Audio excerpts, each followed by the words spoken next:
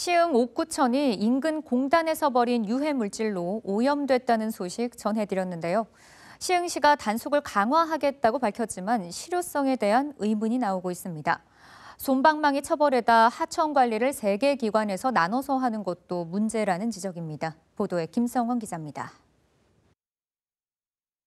시흥 옥구천에 유해 물질이 유입된 건 지난 4일.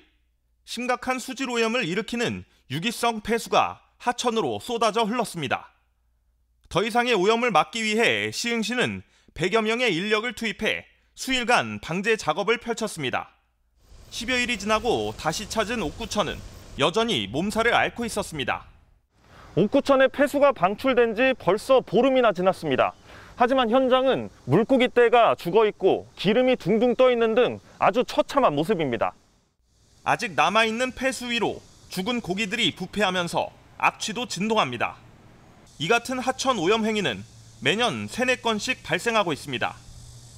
시흥시는 이에 따라 집중 단속반을 구성해 불시 점검 등을 펼치고 있습니다. 하지만 처벌은 솜방망이에 불과합니다. 그동안 시흥시가 적발한 업체 등에 대해 내린 조치는 30만 원에서 200만 원의 과태료 처분이 대부분입니다. 문제는 또 있습니다. 현재 하천 단속은 무려 3개 기관에서 담당하고 있습니다. 지정 폐기물과 유독 화학물질 단속은 환경부 소관이고 폐수와 대기는 경기도, 사업장 일반 폐기물과 악취는 시흥시가 맡고 있습니다. 한자리에서 일어나는 사안을 3원화로 관리하고 있는 겁니다. 권한이 서로 다르다 보니 민원이 발생해도 3개 기관이 서로 미루는 경우도 있습니다. 이 과정에서 아예 해결 자체가 되지 않는 상황도 발생하고 있습니다. 환경단체는 이 같은 상황이 불법 행위를 자행하는 사업장에 유리한 조건일 수 있다며 관리 감독을 단일화해야 한다고 주장합니다.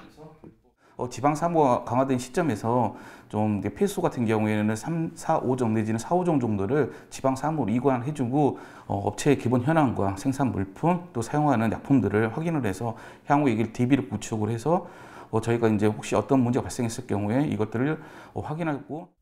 또한 시흥시는 무엇보다 중요한 것은 사업장마다 양심을 버리는 행동을 하지 않는 것이라고 밝혔습니다. 한번 환경 오염이 되면 수년 이내에는 복원이 불가합니다. 그리고 또 이걸 복구 작업하는 데는 비용이 상당히 많이 들어갑니다. 그래서 좀 업체에서 스스로 어떤 환경에 대한 그 관리 노력 또 관심 이런 부분을 꼭 좀 당부드리고 싶습니다. 버려지는 양심 속 오염되는 하천.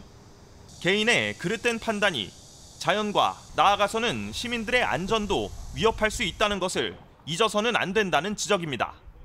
BTV 뉴스 김성원입니다.